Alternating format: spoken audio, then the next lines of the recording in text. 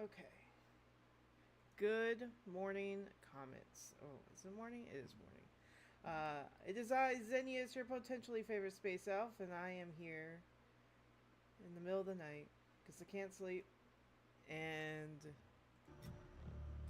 I don't know. It seemed like a good idea to just pop on and potentially chat with whoever comes through. So come through, I guess. If you're feeling feisty, if you're feeling lonely, you just want to hang out and watch me talk to hot anime guys, that's certainly a possibility. Let's see here. I'm going to start a new game on this to 0. Ah. Okay, so the music is copyrighted and we'll need to put a different music on it. So let's see here. What are we feeling tonight, chat? You have any? Let's see here. Some dark, gothy tunes, maybe. Let's see here. What we got? Songs with guitar, songs with drops. I don't know. Just drops. Happy brain food. By mood, EDM feels. What else they got here? Chill pill. My life is a movie. What does this sound like?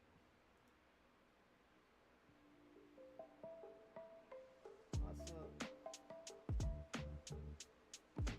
that might be a little more upbeat than I was expecting.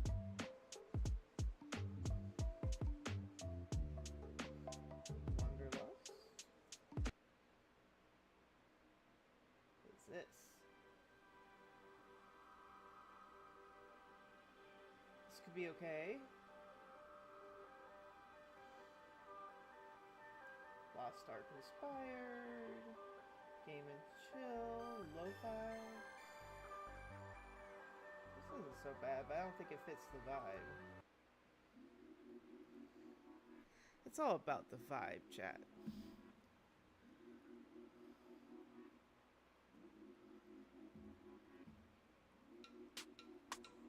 This could work, maybe.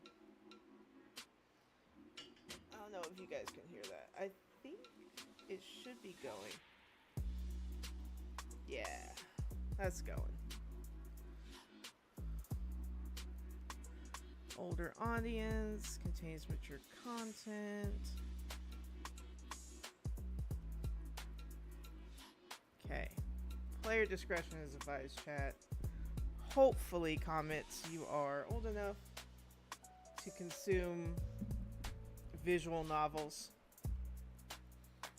and with violence. Oh, yeah, I do accept this. Your choices matter. This is the tutorial, by the way. The decisions you make may result in unique dialogue. Okay. Choices in red text, which contain exclusive content. Nice. Demo more than once and choosing different options. Choose wisely, save often. Okay. Let me make sure I turn this down a little bit for me. Okay. Left click progress, mouse wheel rewind. Alright, so up, rewind, down, progress, space bar. Okay. I like that it's letting me know, because it's, I don't know, I played this like a year ago. Oh. What is my name? Xenius. Desire chat, Xenius. Alright. Options. Okay, so it said to turn the music down to 0, which we will do. Text.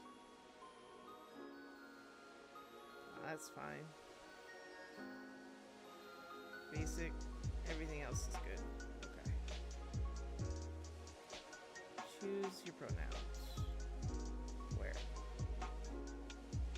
Oh, we're gonna go with they, them.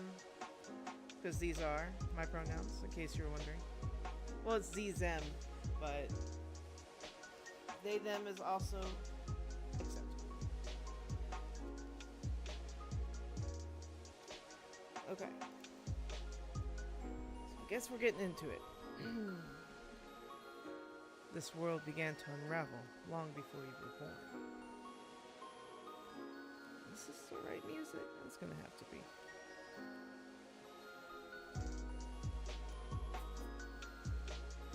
It all started with fogfall. Spectral mist bled from the seams where reality were so thin it split. Wars. Okay.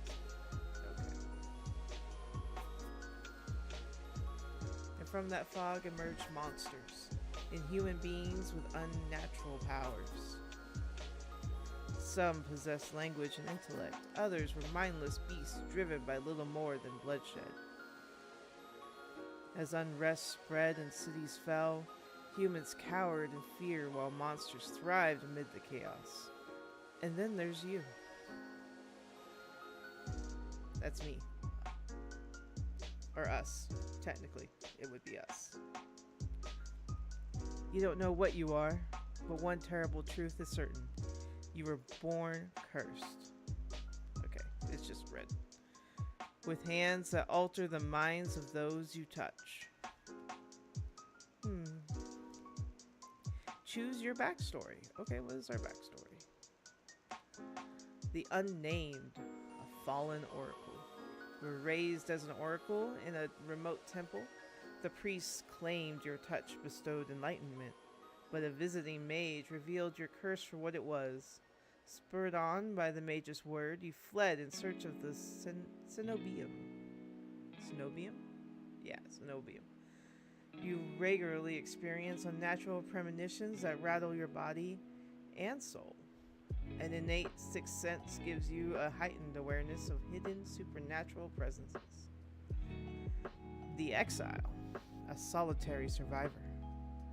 You were exiled to a life far from civilization. Your only kinship was with an elderly hermit who taught you how to survive in the wild. He lost his life in search of a cure for you, but left you with a final lead to pursue the cenobium. You're a seasoned survivalist, well versed in deciphering soulless behaviors. You've gained fluency in various languages and an uncanny intuition for detecting danger. The alchemist, an abandoned mage. An exiled cenobium mage took you in as a child, raising you as her apprentice. She seemed to take pity on your curse, but you discovered that she was cultivating you as a test subject. You fled to the cenobium, seeking a cure. You're an experienced spellcaster with an encyclopedic knowledge of alchemy, spellcraft, and history. With a little observation, you can identify subtle effects of the magic.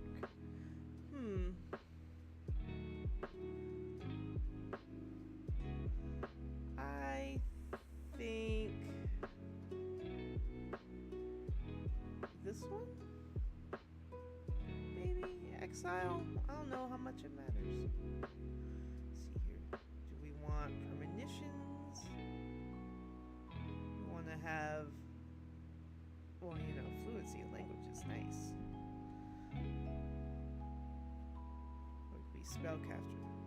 I don't know if I like that one. I like the hermit one. I'm feeling hermity today. We'll do exile. Did I click it? Is it clicked? It's clicked. Alright. Your name is Xenius. Or my name is Xenius. You selected they, them pronouns. Z, them. Anybody listening? Who cares? Your backstory is the exile. Is this correct? Yes, this is correct. Oh, yes.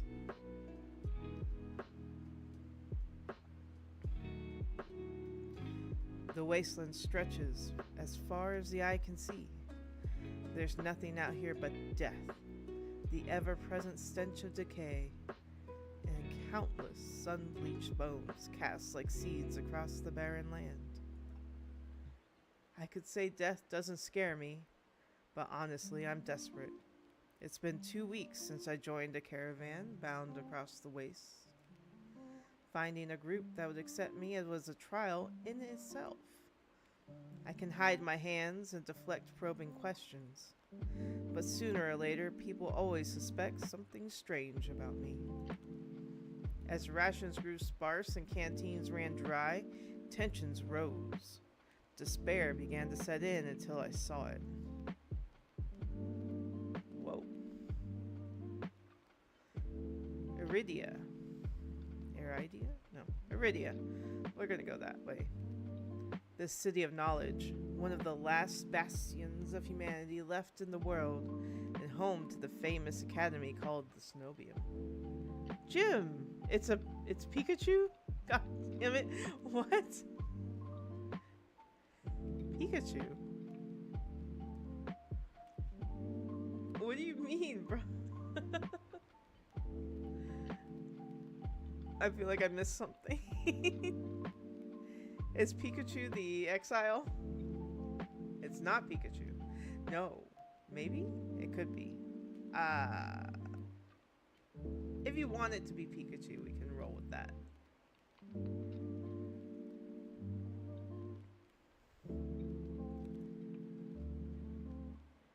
All the world's knowledge gathered in one place. If there's anywhere I'll find a cure for my curse, it's there. It's late for me, but wanted to pop in and give a smile. You did exactly what you set out to do, and I appreciate you for that. It's late here too. I just, can't sleep. But thanks for coming by. Hanging out for a second, that's kind of nice. It's always nice. Mission accomplished. I'm going to bed. Yes. Sleep well, Jim.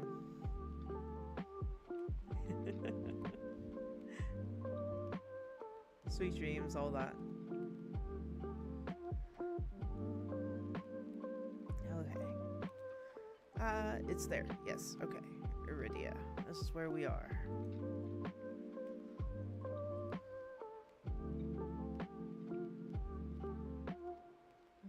All that stands between me and a new life is a final stretch of salt-soaked waste. Or so I think, until I see the first tendrils of fog snaking beneath the wagon. Oh no.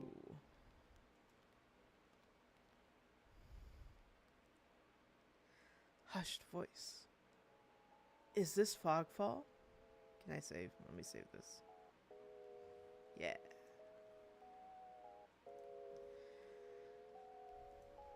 My stomach sinks at the very whisper of it. A silent storm, more devastating than fire. Dangerous in cities, but a death sentence beyond them. Ooh, nice transition. A thick blanket of fog engulfs us, snuffing out the lantern's light. The wagons lurch to a stop. An eerie silence, heavy as the mist falls over us. The only warning we get is a strangled scream. Stay back! No! I don't know what I'm doing. I'm just rolling with the comments. You can take it or leave it, I guess. I'm mostly entertaining myself. The cry dissolves into wet gurgling. Oh, that sounds unpleasant. Oh! I forgot the sound effects were on. This has been so quiet. Then the wagon violently pitches to the side. I hit the ground hard. The air punched from my lungs. When I open my eyes, adrenaline lends sudden, awful clarity to the carnage around me. A trader I once shared bread with lies face down in the mud, their back reduced to long strips of torn muscle. gleaming gristle and exposed bone. Bodies litter the wasteland. Oh. I try to rise, but my ankle explodes with pain so blinding, white blossoms across my vision. Only when my eyes finally adjust do I see the dark shape before me. Whoa. A soulless stoops over the twisted form of a caravaner. Caravaner? Yes. I freeze, but it swivels its head. A dozen bulging eyes twitch my direction and blink as one. Oh my. In that moment, I sense its gnawing hunger, an emptiness that cannot be filled, no matter how much blood and flesh it consumes. These, like, they're ridges, right? They get pointier as it goes down. But up here, they kind of look like fingers. Like, you see that? Little knuckle bones, little nails, and then down here it gets worse. That's interesting, right? No, just me? Okay.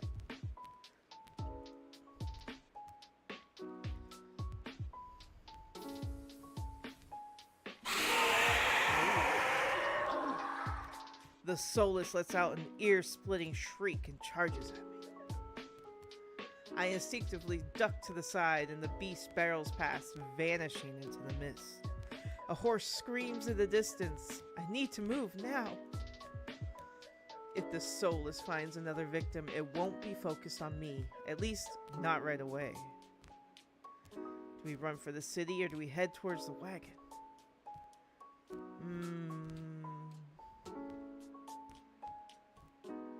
Let's run for the city. I take off, running deeper into the haze. Oh, I hope that's not a mistake. The fog is so thick that I fear I'm headed in the wrong direction, until I see a dim pinprick of light emanating from the shadow of a spire. It's faint, but it's enough. I came too far to die here. Rapid footsteps echo all around me. I turn in circles, frantically searching the opaque mist for the source, where the fogfall twists and stretches sound. Suddenly, the caravan's driver bursts forth from the fog. Our eyes meet too late. Whoa. He knocks me to the ground and slips in a patch of mud. The soulless instantly falls on him. Oh, he's back. It catches the driver by his throat and rakes his stomach with razor-sharp claws. He comes apart like wet paper, spilling intestines and viscera in a steaming tide. Fighting the urge to heave, I claw frantically through the slippery muck for a handhold. Oh, shit. My hand catches on the jagged edge of a rib jutting up from the water. Bandages unfurl around the gouge and torn deep into my palm. Oh no, this is not ideal. But the pain's quickly forgotten when a hand closes around my wrist. Traveler, can you stand? One of the travelers from the caravan leans over me. We need to run. They reach for my hand and I realize too late that my bandages have come undone. No, don't touch me.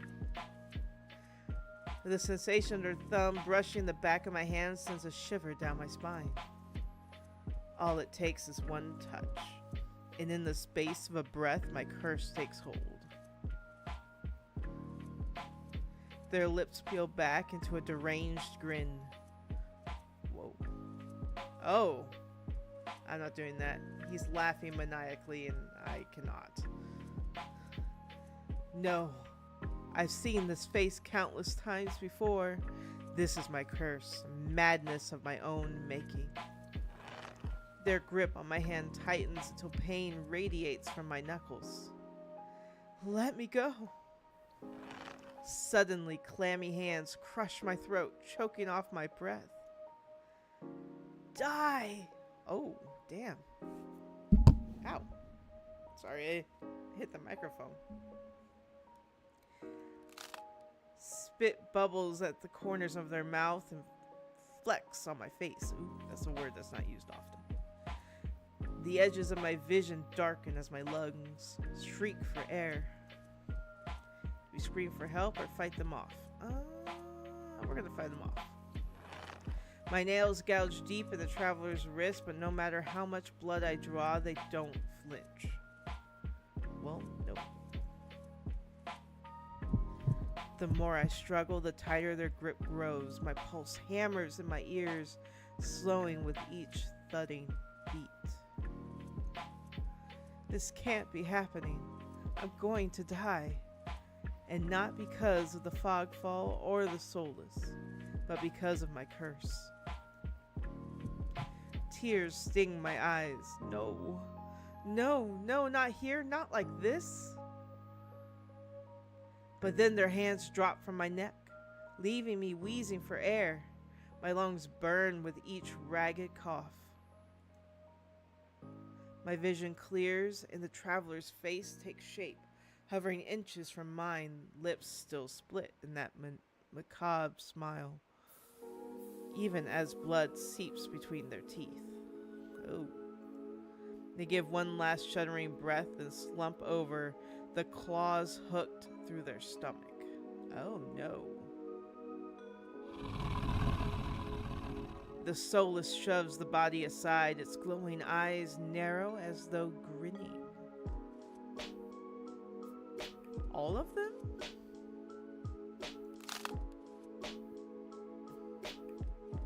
Oh. There's a flash of claws. Red spills across my vision. I thought there'd be pain, but as I sink into the murky water, all I can feel is the grit of silt filling my mouth in the icy embrace of the shallow water. I spot an arm resting among the outcrop of reeds, mine neatly severed at the elbow. Oh, not ideal. It should have taken both arms. Without them, maybe I could have survived. Maybe I could have had a home. Instead, I'll die, cold and alone in a desolate wasteland. Oh. A fitting end for a monstrosity like me. So, okay. Oh, that's bright. Hold on to that thought for a second, comments.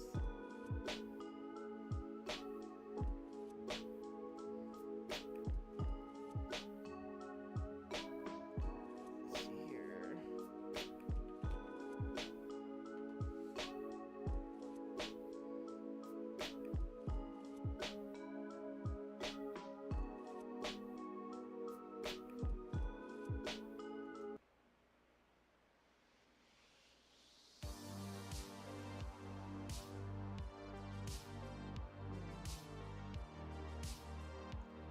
Come back to this.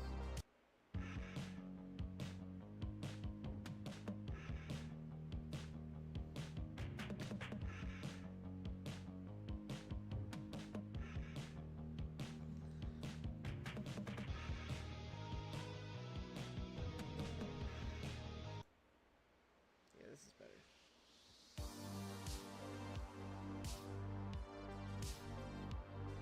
Okay. See what we got going on. What happens next? More water. Shit out more water.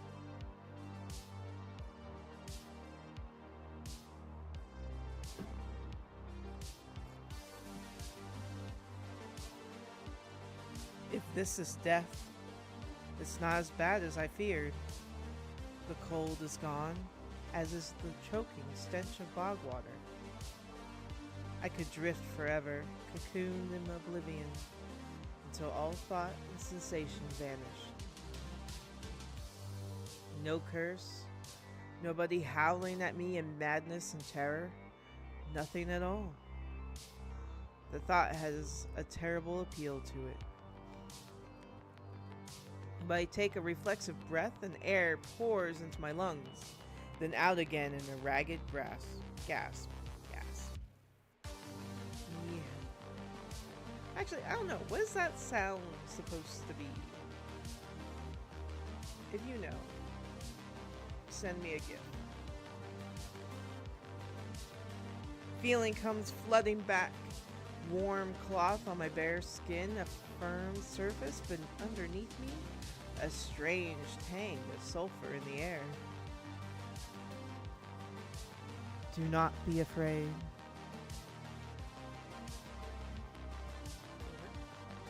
Oh.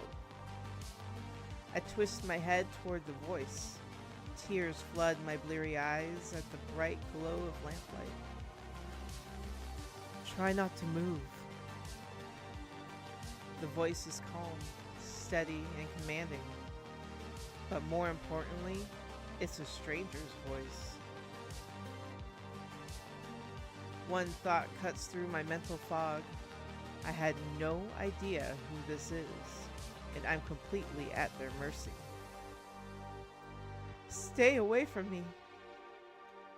My words come out in little more than a creaky whisper. I clamp my mouth shut, hating how weak and helpless I sound. No. Wow. You just no. Is that it? Is it?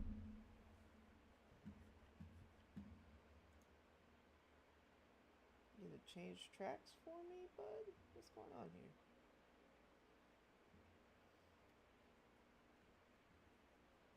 Where's the rest of the music?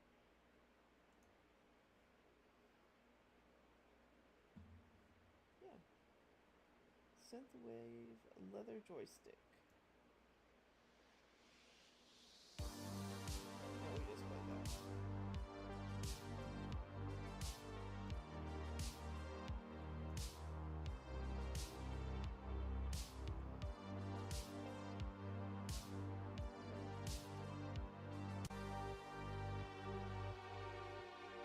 Is this how is this how I skip forward?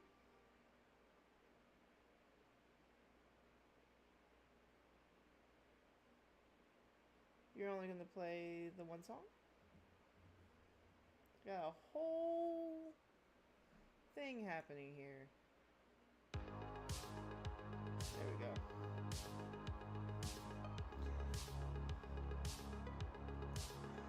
No. Who the hell is this? Sit up, lie back down. Let's sit up. I manage to push myself up on one elbow, but my head swims and my surroundings give an alarming lurch. Ah, a stubborn patient.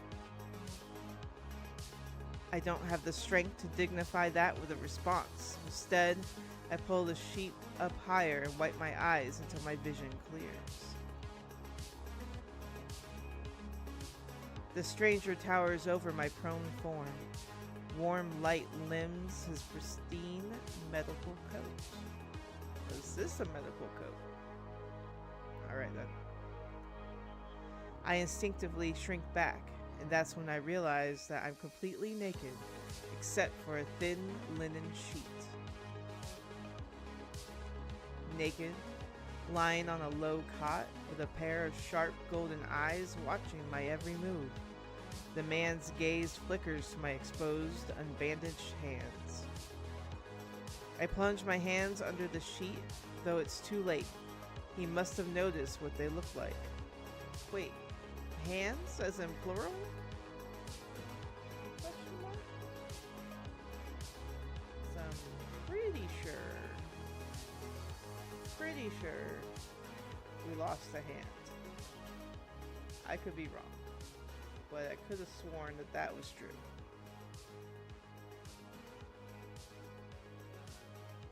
Strange, cursed, inhuman. I brace myself for his inevitable disgust, but his courteous smile lingers. He just watches in placid silence as I struggle to make sense of my surroundings. Where am I? Who are you? Be calm.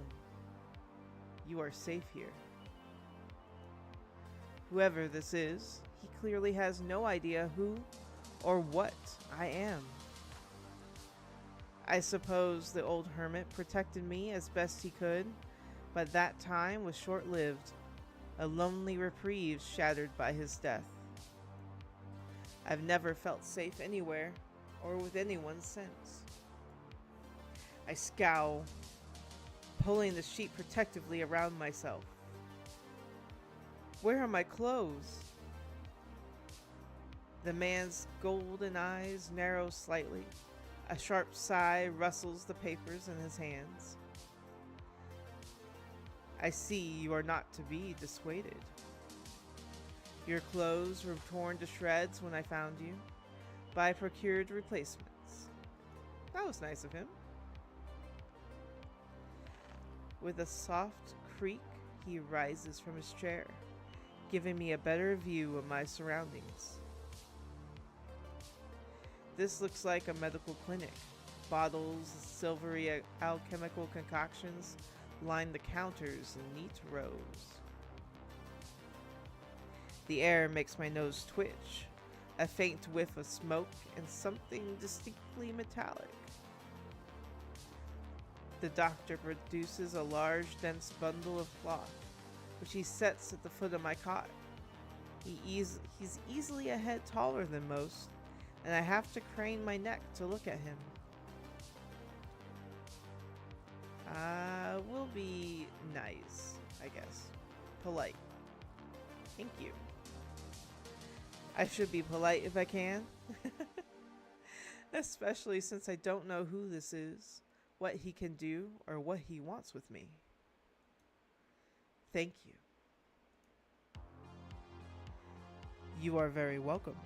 I will leave you to get dressed. That is a lot of mullet. With a curt nod, he leaves through a narrow door. I hear a soft click as the lock turns behind him. When I don't hear any more footsteps, I reach for the bundle of clothes. He must be like right there. An itch on my elbow stops me short. I reach down absently to rub at it, then freeze when my fingers meet a neat line of stitches. Oh. I know what I saw. That beast took my arm clean off. And yet, the limb shows no sign of injury apart from the black stitches poking through my skin.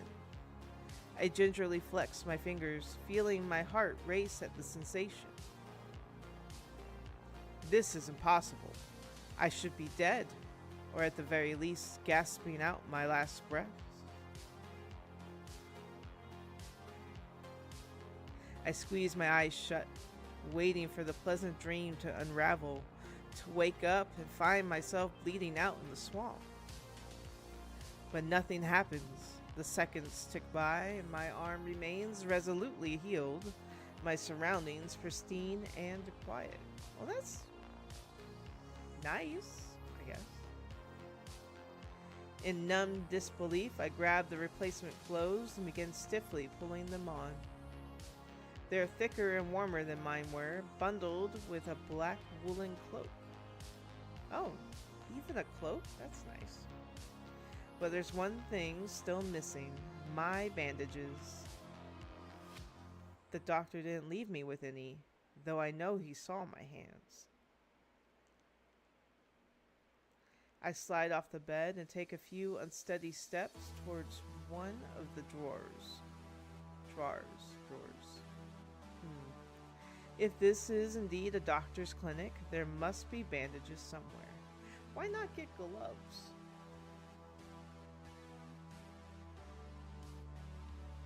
I start opening drawers at random, and of course, that's when the door swings open. Doctor, are you looking for something? I whirl around, clutching a thick roll of clean bandages. I try to step back from him, but my legs bump against the cot. Your caution is understandable, though if I meant you any harm, you would know. Well, that's subtly threatening. That doesn't make me feel better in the slightest. But he makes no move toward me, so I quickly wind the bandages around my hands.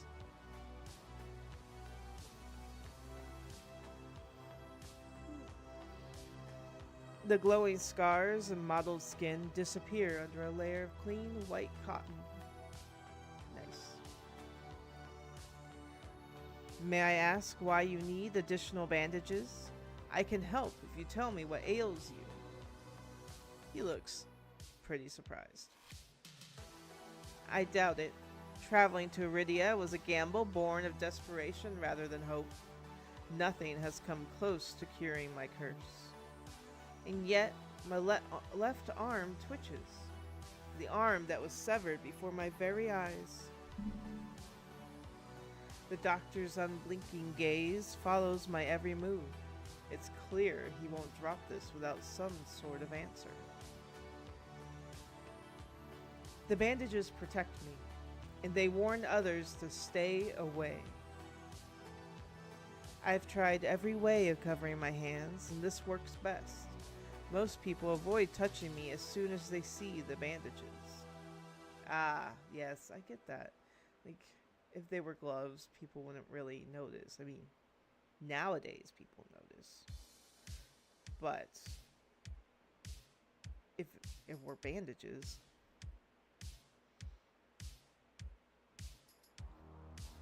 an illness then, or a less mundane affliction, spread by contact. I flinch. He doesn't even sound surprised, and that's far too close to the truth for comfort. Glare at him, or decline the answer. We'll decline. Well, it's personal, and I don't really want to get into it. That's what I tell people. I totally understand this response. I will often tell people that the reasons I wear gloves is personal, if they ask. Most people won't ask. But there are some people who just like get in your face about it. And they always assume it's germs. I don't know why, because the gloves I wear are not rubber or nitrite or anything like that. Latex, that sort of thing. They're usually like daily wear type gloves. Kind of a spandexy, well, not spandex, that's the wrong word for it. Rayon, maybe? I'll have to look at them. But they're thin and soft and kind of cool to the touch. But they are clearly fabric and not rubbery at all. So not very protective against germs. In fact, probably hold more germs than I would like to admit. I do wash them regularly, but you know.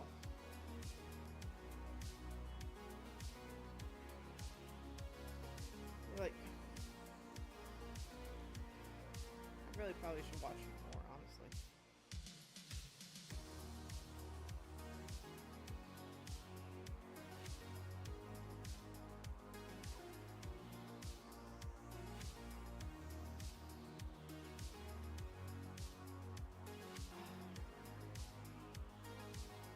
Anywho, so let me turn on these candles. Dark. Some ambiance. Okay. Doctor, I have treated every affliction under the sun. I may have answers that you do not. A bold assumption? Well, I mean, he's trying to help, right? He's probably also pretty curious. An involuntary snort of laughter escapes me. Where would I even begin? Would he even believe me if I told him? I shake my head.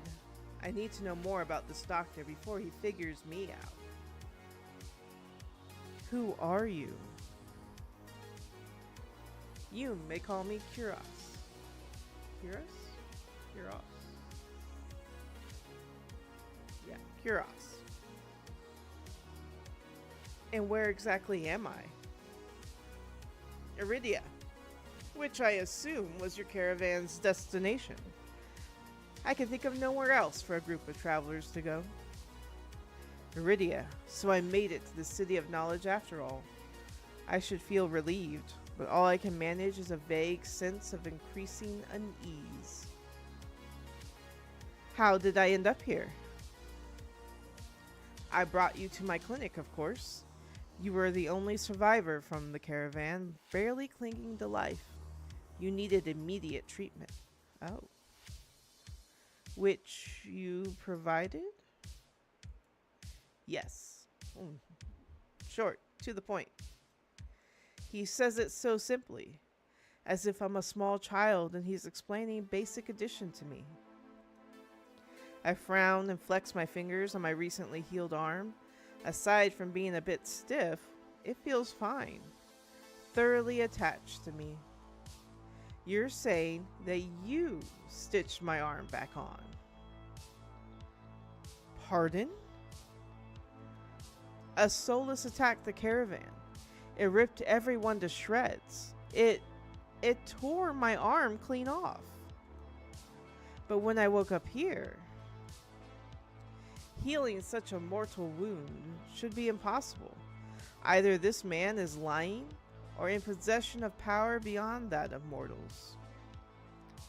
I mean, I could see him having more power. Neither option is particularly comforting to me. Oh, okay. The doctor, Curis, pinches the bridge of his nose. He sits back down in his chair, quiet for a long time. I do not know where you come from, but Iridia is the city of knowledge and deadly secrets alike. Information is power, and one should not give it or receive it freely. Since you refuse to divulge your secrets, I will not divulge mine. I do not even know your name. You are new to Iridia, so I will overlook this specific breach of etiquette. Do not expect others to extend the same courtesy. Do you understand? Wow. He glances at my freshly bandaged hands. Loath though I am to admit it, he has a point. I'm a complete stranger to him, yet he saved my life. I take a deep, steadying breath. This time, when I speak, I sound a bit more like myself. Xenius. My name is Xenius. It is a pleasure to meet you, Xenius. There's a little more warmth in his smile, his polite demeanor back in an instant. Thank you for saving me. Why did you save me? We'll stay polite. Thank you for saving my life. I chance to smile in return, even if he won't explain how he did the impossible. There's no doubt in my mind I'd be dead if not for Curos. Think nothing of it. Oh. I'm not sure if he's just being excessively courteous, but his words only raise more urgent questions. I have to ask, why did you save me? You don't know me. The question seems to startle Curis. I feel like I'm not saying that right. I really don't think I'm saying that right. It sounds weird. It feels weird on my tongue.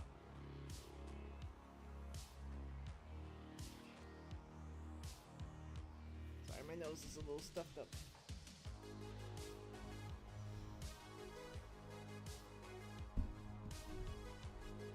Sorry about that.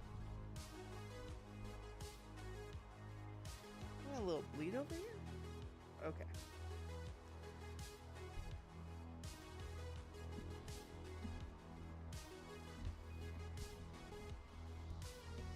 That's happening.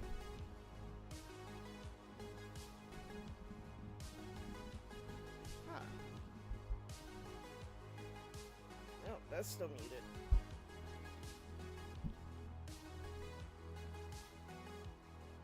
Okay.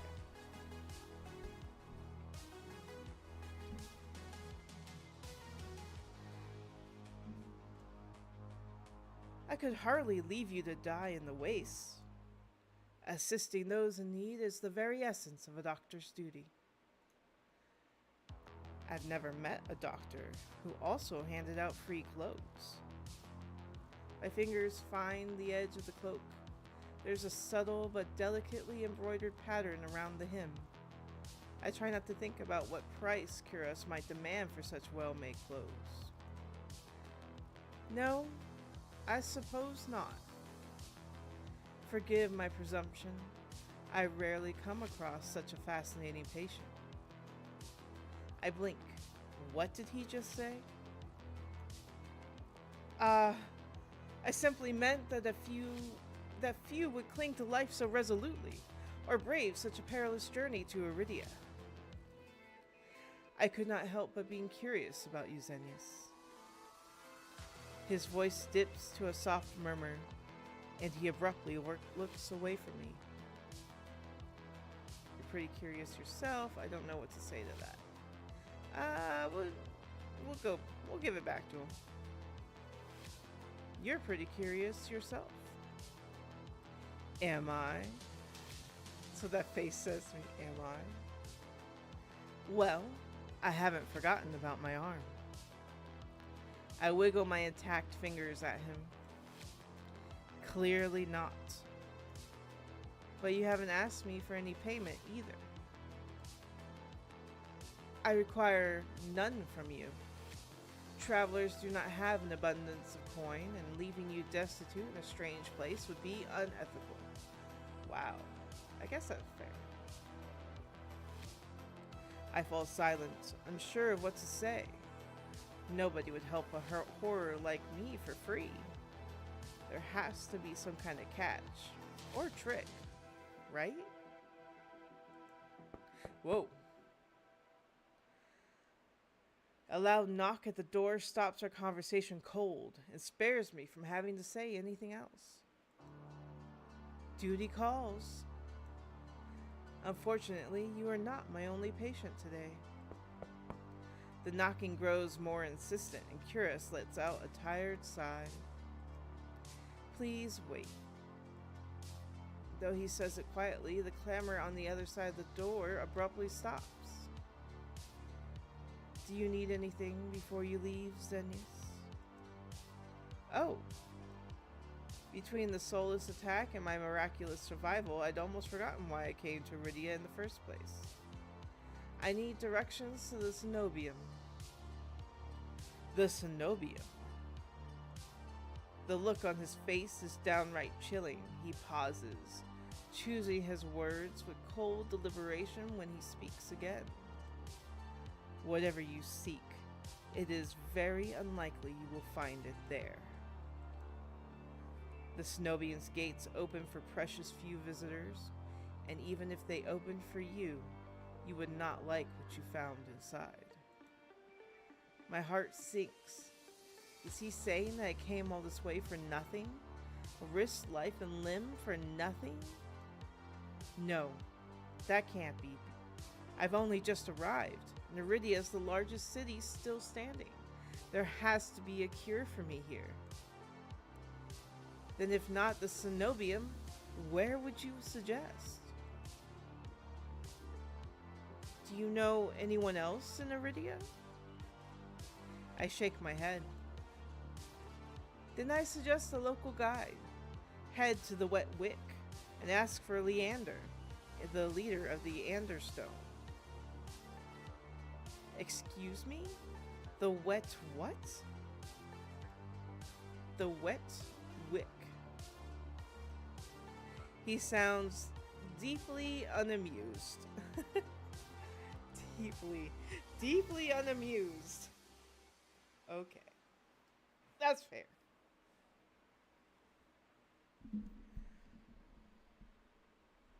Let's see here. Follow the Adderstone postings. Adderstone. They are difficult to miss. When you meet Leander, tell him I sent you. That isn't much to go on, but Curious points toward the back door.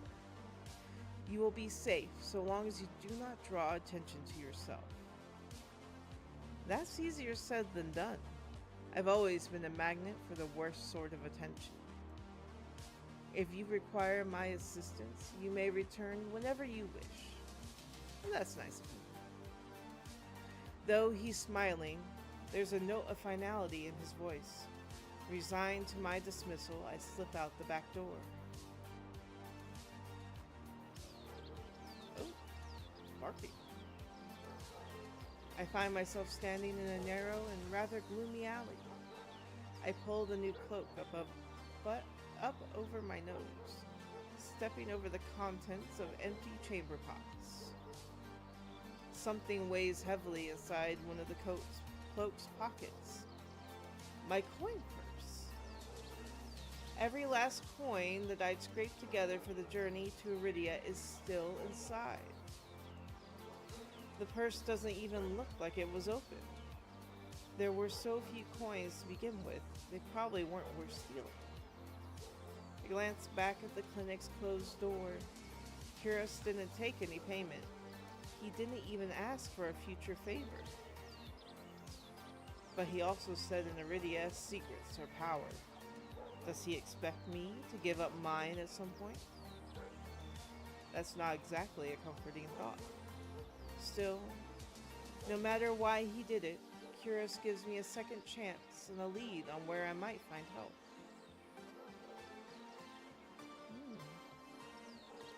I better get going before he changes his mind. I squeeze out of the alley and into the crowded main street. The line outside Curious's clinic stretches down the road. Two thin peddlers queue alongside weathered elders. If any place is in desperate need of a free clinic, it's this one. The cobblestones are treacherously rough under my feet. Deep grooves worn between them by regular flooding and decades of hard use. I knew Iridia was a river city, but I didn't expect it to look so eroded. The buildings are tired and dilapidated, all crammed together in narrow streets. A child darts by, clutching something greasy wrapped in paper. The smell of fried food drifts over me, and my stomach gives a faint gurgle. Vendor. This morning's catch, fried up, hot and fresh. Not too many eyeballs today. Fog-mutated catches are always a gamble, but beggars can't be choosers. I duck under the stall's grubby awning. A large fish leers up at me. Its three bulging eyes still visible through the thick layer of crispy batter. The vendor gives me a gap-toothed grin. What's the cheapest thing you've got? The vendor points at a metal basket of what looks like long strips of savory fried dough. Fresh long lads, 3 copper apiece. Don't burn your mouth. I take the coins out, counting them gingerly. At this rate, I might not even be able to afford dinner. Reluctantly, I drop the payment on the counter and take my meal. 2 streets later, I pass under a wrought iron archway adorned with dangling garlands of red and pink lilies. The buildings in this quarter are a dizzying riot of color, painted walls and tinted glass everywhere I look. Sheer red and pink curtains flutter in open doorways. Musical voices call out invitingly. Incense mingles with the pungent scent of flowers, barely covering the salt and musk of warm bodies. This must be Iridia's entertainment district. I'm polishing off my food and dusting the crumbs from my hands when I spot a poster. It features the silhouette of a smiling man wearing a single dagger-like earring and the words, "The Adderstone," printed above his head. If Leander is the leader of the Adder Stone, then the face printed on the poster is likely his. I followed the line of identical posters around the corner and nearly hit my head on a precariously dangling wooden sign. Looking up, faded orange letters read, "The Wet Wick." The facade of the building looks like it's seen better days, but I hear faint music and laughter coming from inside.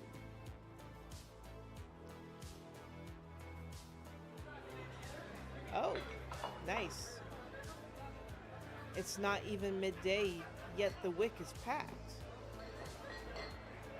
A loose collection of Ridians crowd the bar, taking up tables and gathering in the spaces between.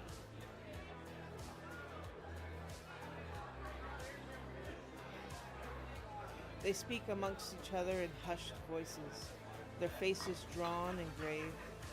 Seeing so many bodies packed in such a small, dim space is disconcerting. All the more reason to find Leander quickly.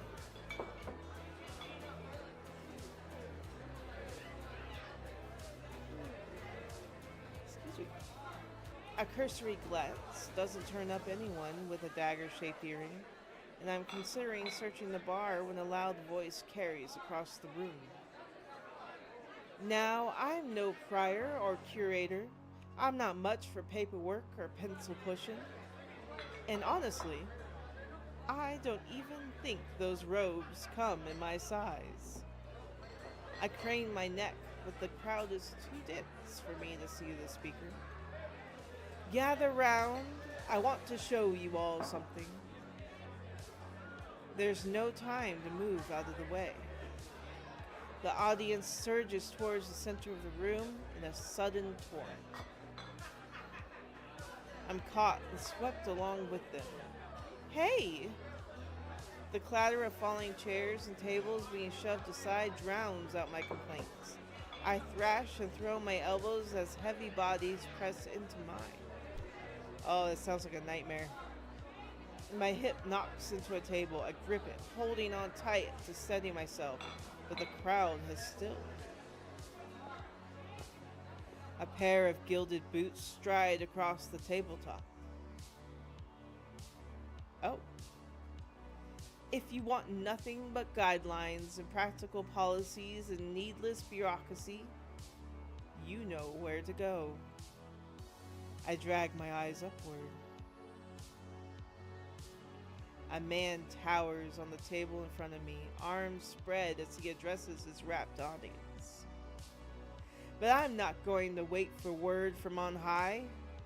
His impassioned words provoke nods and excited whispers. But nothing is as captivating as his brilliant smile. He beams at the crowd around him, a performer on his makeshift stage. And unlike those clerics, I don't need the abbess's approval to cast a spell or two. As he raises his hand above the audience, the dagger-shaped earring dangling from his left ear catches the light in a flash of gold.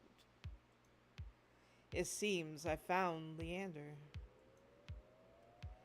These are our streets. We make our own luck here. He snaps, and a flash of green light erupts from his hand. Whoa. With a flick of his wrist, Leander conjures a ribbon of glittering light. A delicate flower stem sprouts from between his pinched fingers. One by one, glowing lily petals unfurl. Leander raises the flowers with a flourish, and the bar bursts into clapping and cheers.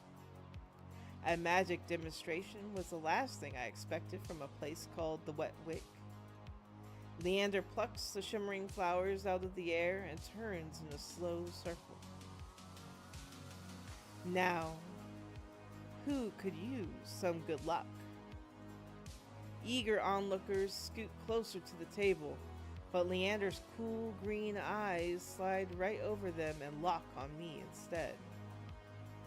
How about you? My chest grows tight. Suddenly, I'm in the spotlight. Do I take the flowers or do I refuse the flowers? We could use a bit of luck. Let's take the flowers. I reach out to take the flowers from him, all too aware of my trembling fingers. There's no weight to them, only a faint warmth that radiates from the stems. As soon as the lilies leave Leander's hand, they dim and they fade away in a shower of opalescent light. To my surprise, Leander laughs under his breath. That's the problem with flowers. They don't last long, but they leave an impression, right? He grins at me and I find myself smiling back.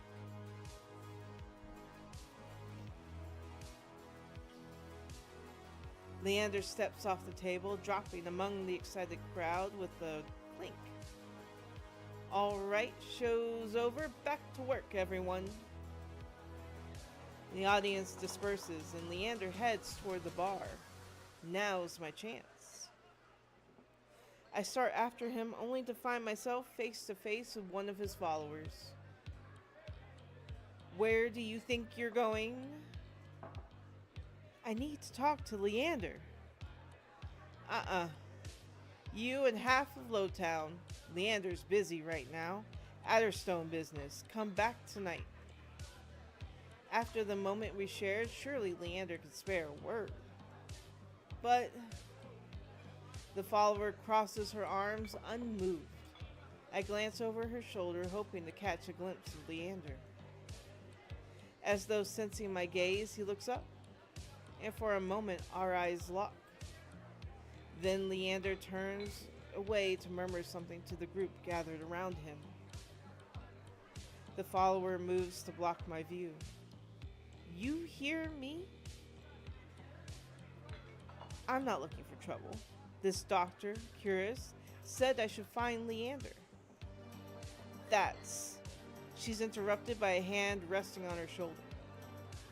Curious sent you? He said you could help me. Leander nods at the woman and she steps aside wordlessly. Follow me.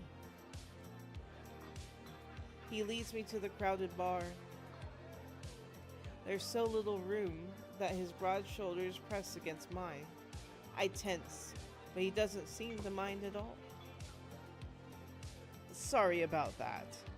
The Adderstone watch out for one another, but they can be overprotective at times. Lesson learned.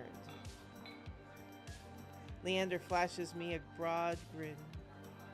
You're new to Iridia, aren't you? He says it with a genuine air of curiosity. Do I stick out that much?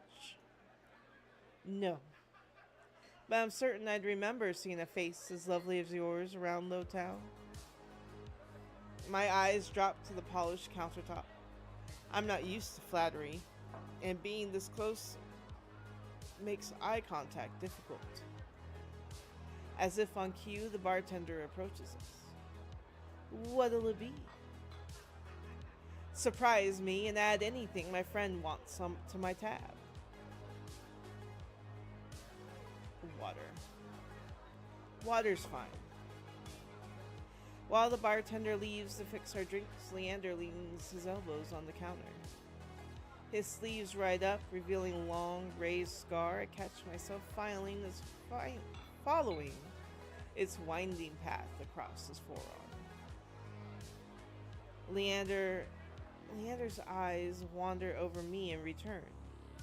When they lock on my bandaged hands, a bitter taste rises in my mouth. Here come the questions. Is there any chance Kira sent you here for cheap drinks or barely edible appetizers? No. He pushes his hair back from his forehead, sighing when it immediately falls back in place. That's the doctor for you. Always business. I'm not sure he even knows how to relax. The bartender pushes a pair of glasses our way.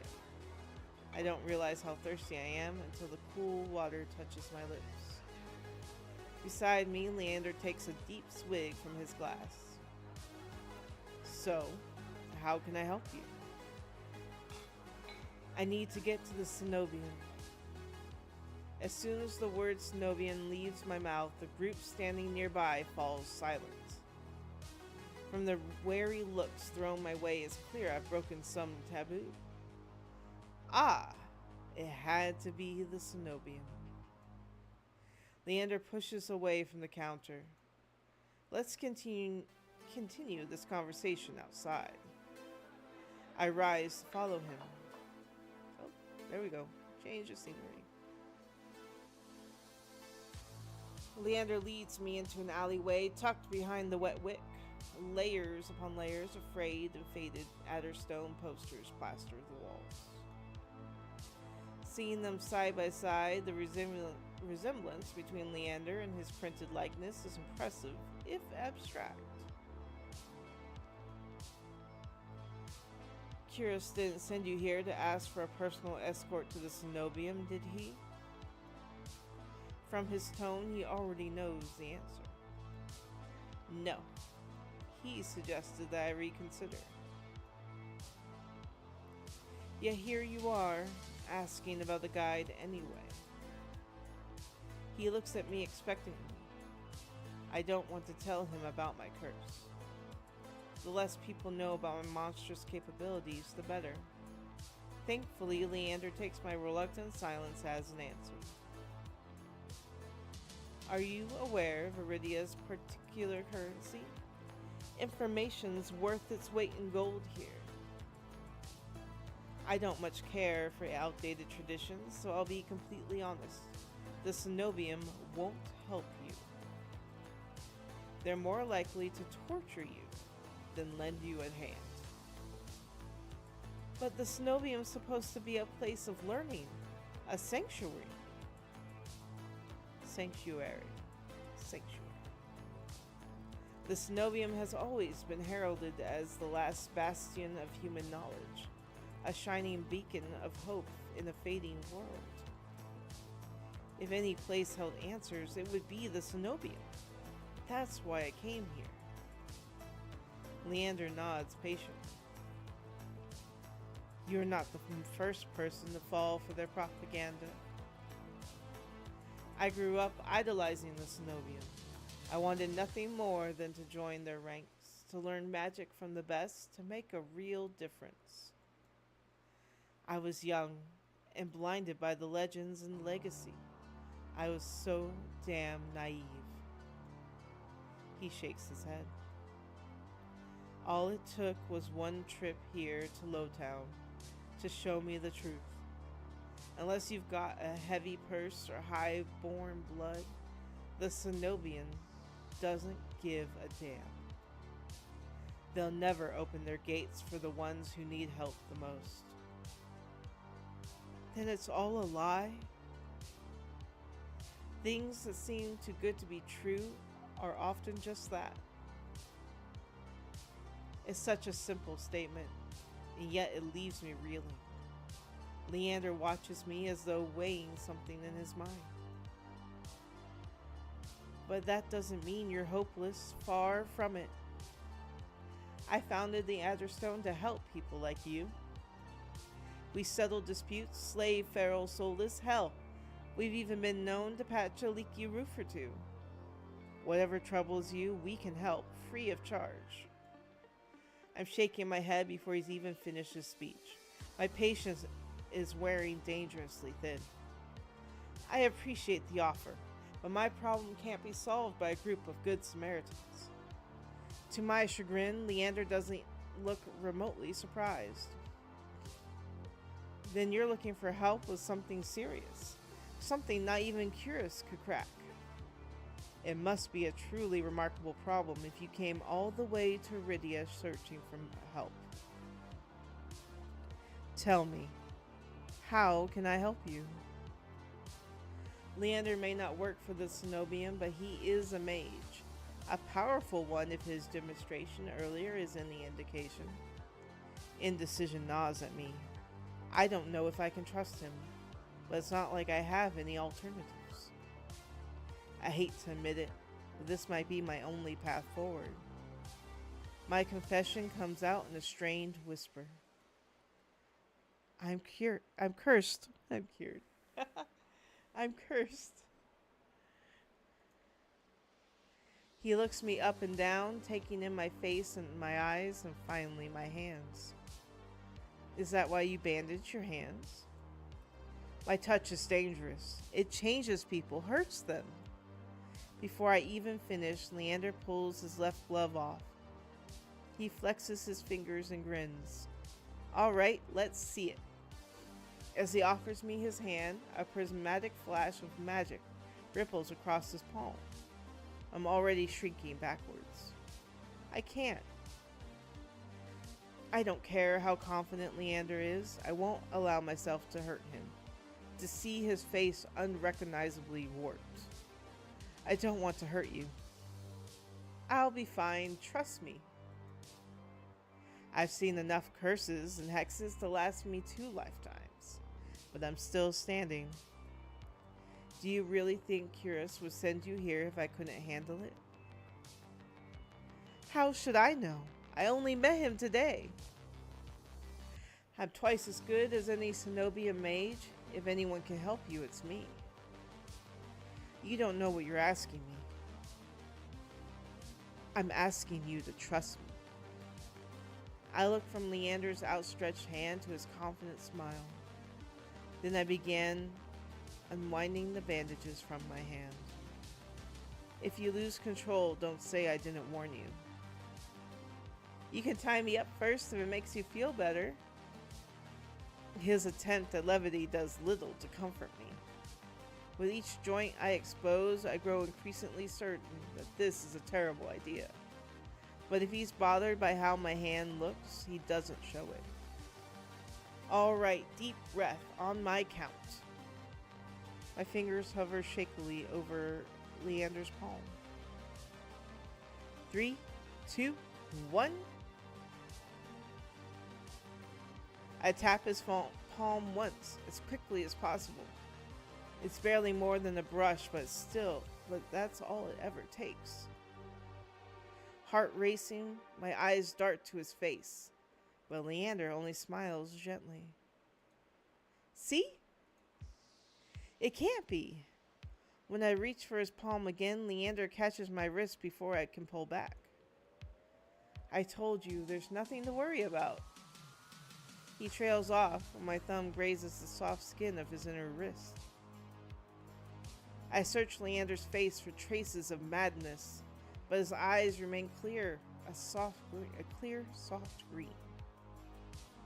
Neither of us speaks as I trace the contours of his palm, lost in an awareness I wasn't anticipating. It's not as though I've never been touched before. My curse only extends to my hands, and desperation spurs creativity.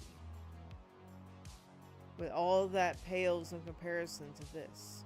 I've never experienced such intimacy. My fingers, long deprived by years of bandaging, pick up every single detail. The grooves along his palm, the smooth shell of his nails, the bones in his wrist. For as long as I've lived, I've never been able to hold someone's hand without dire consequences. I never realized what I was missing. While Leander's pulse is steady, mine hammers as fear gives way to excitement.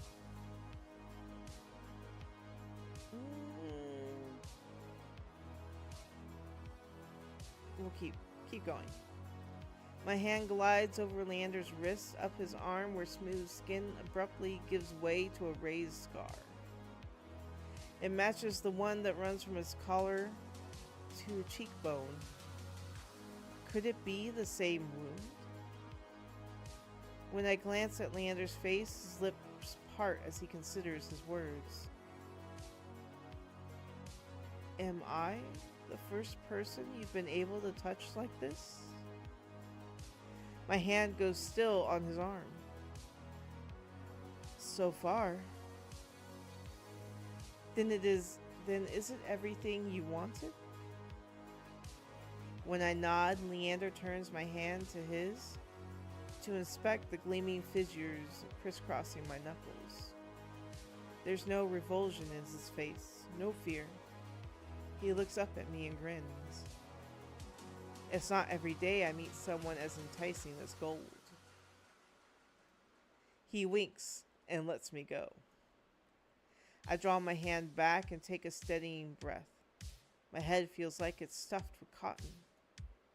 Habit alone guides me through the motions of rewrapping my hand, although my fingers tremble too much for bandages to lie flat.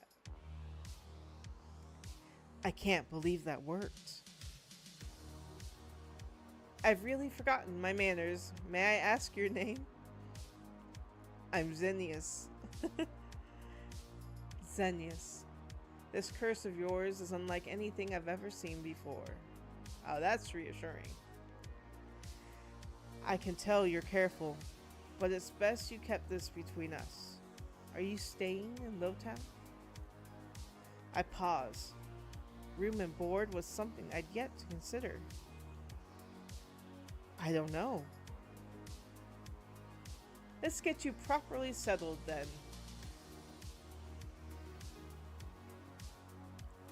The Wick is noticeably quieter. Without their leader, most of Leander's followers have dispersed, or in a few cases, fallen asleep beside their drinks. Seems like it's a bit early for that. Well, who knows?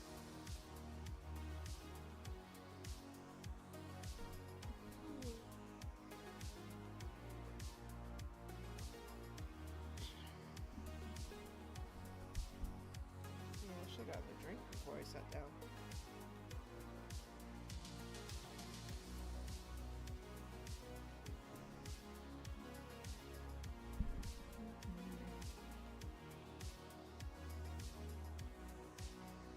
Got any rooms left, or did my lot grab them all to sleep it off? The bartender, who I now realize doubles as an innkeeper, slides a key onto the counter. The usual room.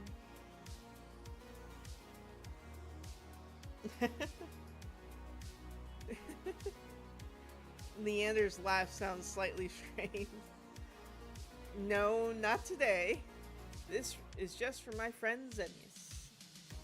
Right. Stay as long as you like. You two have fun.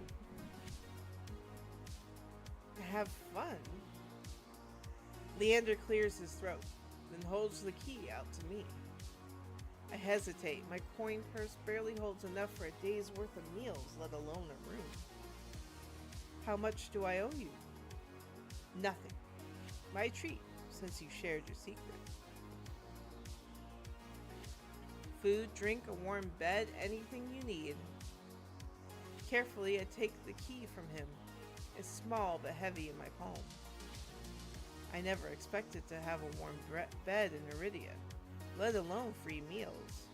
The thought of an entire room to myself seems unbelievably luxurious.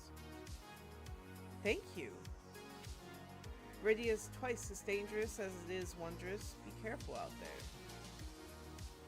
And if you need a reprieve from what haunts you, come find me. I nod, taking one last look at the gleaming bronze key before tucking it into a pocket of my cloak for safekeeping. Leander gives me a friendly wave before returning to the bar. Ooh, I'm tripping over my words. Dusk glitters in the sparse rays of light illuminating the room. The furniture is tired, the walls cracked. The large, lumpy bed serves as the centerpiece. I can't remember the last time I slept in a bed, and I never imagined I'd sleep in one tonight.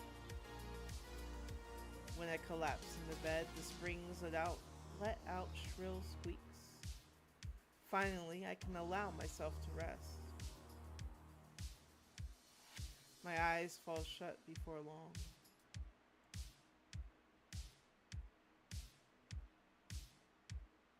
Oh.